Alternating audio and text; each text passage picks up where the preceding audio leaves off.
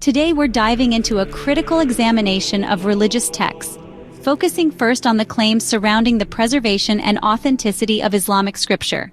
Then we'll turn to the Christian scriptures and examine the evidence supporting their reliability. Let's explore this with insights from scholars across religious and academic backgrounds.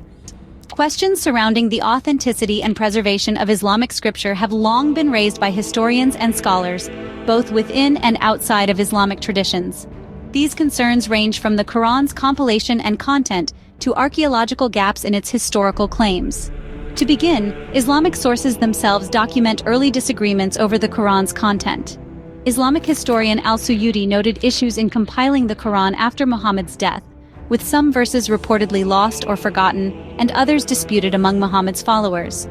Al-Suyuti admits, the early collection and standardization of the Quranic text involved selective retention and omissions, indicating that the finalized text may not accurately reflect the original recitations.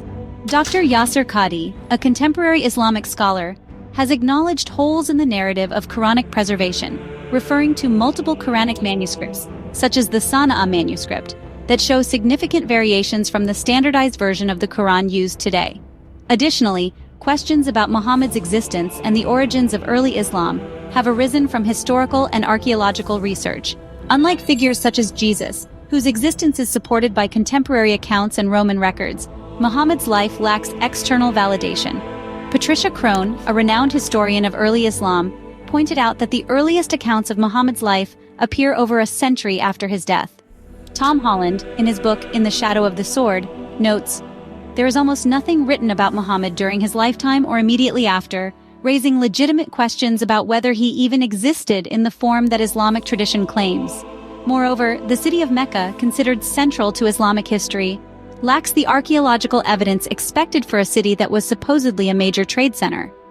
Dan Gibson, an archaeologist and historian, argues in his book Quranic Geography that early Islamic prayer directions, Qiblas, actually point toward Petra, not Mecca.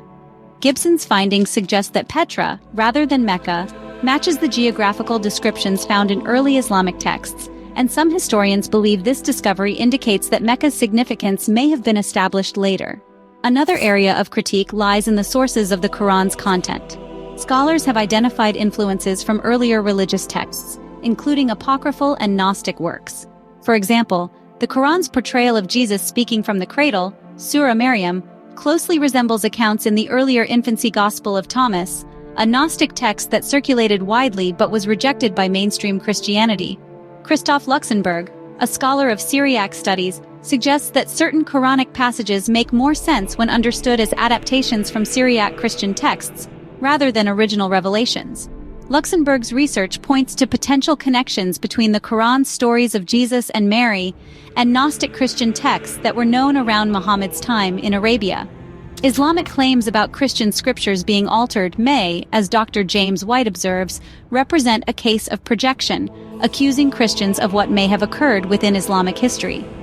Given the substantial historical evidence of variations and influences within Islamic texts, an honest inquiry into Islamic scripture's authenticity appears necessary.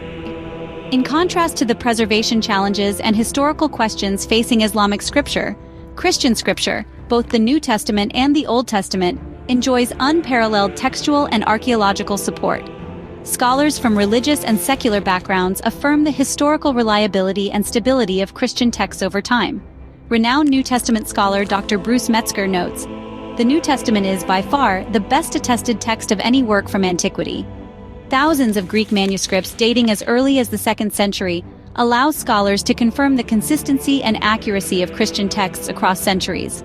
An important discovery supporting the accuracy of Old Testament texts is the Dead Sea Scrolls, found in the Qumran caves in the mid-20th century. The scrolls, which date as far back as the 3rd century before Christ, contain copies of all the books of the Hebrew Bible. When compared to later copies, the Dead Sea Scrolls demonstrate remarkable textual consistency, affirming the accuracy of Old Testament transmission over the centuries. The discovery of the scrolls validated that the Hebrew Bible, which Christians refer to as the Old Testament, has been preserved with incredible accuracy over millennia. Additionally, Islamic scripture and scholars historically acknowledged the reliability of Christian texts. The Quran itself contains verses affirming the legitimacy of the Torah, Tawrat, and the Gospels, Injil, as authentic revelations from God. For example, Surah 5 verses 46 to 47 states, "And we sent following in their footsteps Jesus the son of Mary, confirming that which came before him in the Torah. And we gave him the gospel, in which was guidance and light, and confirming that which preceded it in the Torah." This verse affirms the authority of Christian scripture as a continuation of the divine message.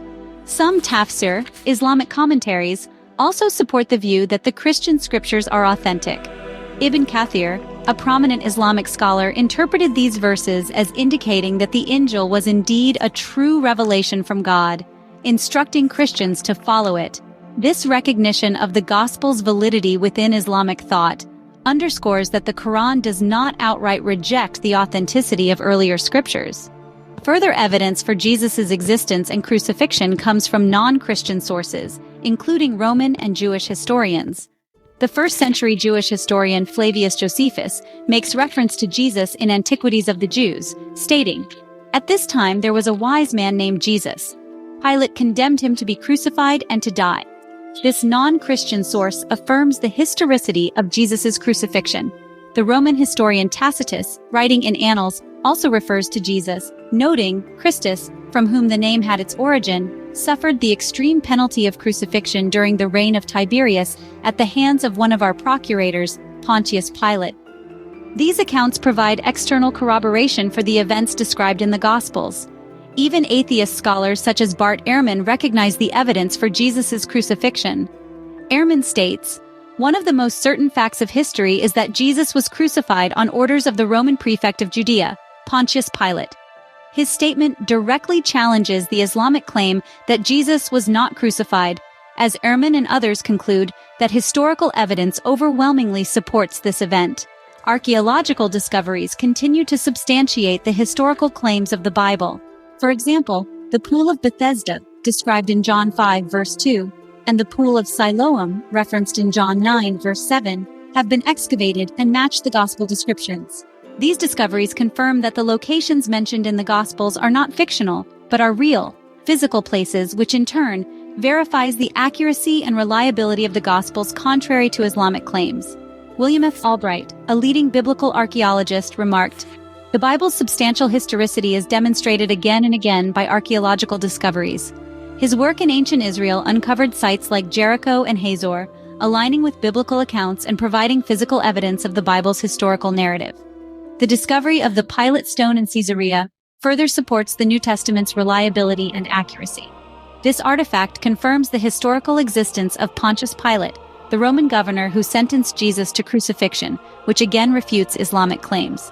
Even non-Christian scholars have acknowledged the historical credibility of Christian scripture.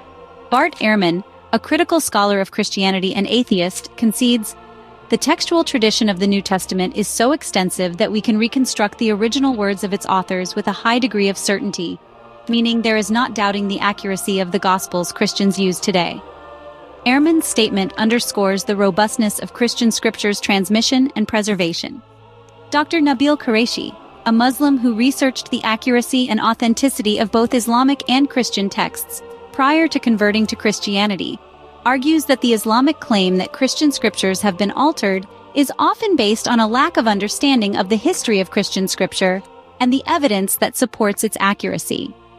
His statement reflects the historical scholarship that establishes the stability and authenticity of the New Testament in contrast to the challenges observed in Quranic preservation. In conclusion, the evidence for the reliability of Christian scriptures is overwhelmingly supported by archaeological, textual, and even Islamic sources, whereas Islamic texts face substantial questions surrounding their preservation, historical accuracy, and sources. Scholars from various backgrounds have documented these distinctions, revealing that, while Christian texts have been historically preserved and confirmed, Islamic texts struggle to meet the same standards. For those interested in exploring this topic further, I encourage additional research into the historical foundations of both Christian and Islamic scriptures. If you found this video insightful, please subscribe for more content that examines the historical foundations of religious texts. The search for truth requires us to honestly engage with the evidence and share what we find. Thank you for watching, and please share your thoughts in the comments below.